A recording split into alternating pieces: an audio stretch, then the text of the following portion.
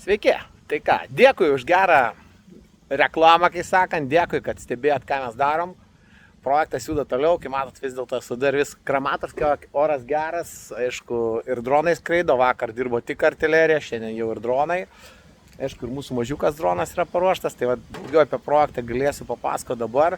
Iš tikrųjų, dėkui, jūsų dėka kreipėsi vienas karinis dalinys, sutikęs ir pafilmuoti, ir paskraidyti, ir priešų sunaikinti, paversti trąšą.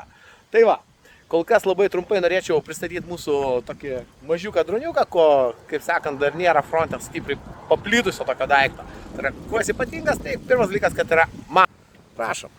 Kokio dydžio, prašau, telefonas padėtas šalia, ant jo tiksliau Samsungas 21, kaip matot, S21, tokio dydžio dronas.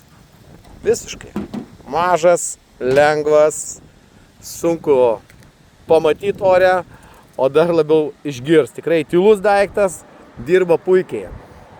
Atlieka savo darbą, nuneša naudingą krovinį, sunaikina priešą.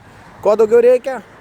Daugiau dronų, tikite į frontą. Aišku, apie dalinį galėsiu pakalbėti vėliau biškį, kitoj savaitėj, nes reikia sutikti su jais, pasišnekėti, aptart sąlygas, ko jiems reikės ir taip toliau.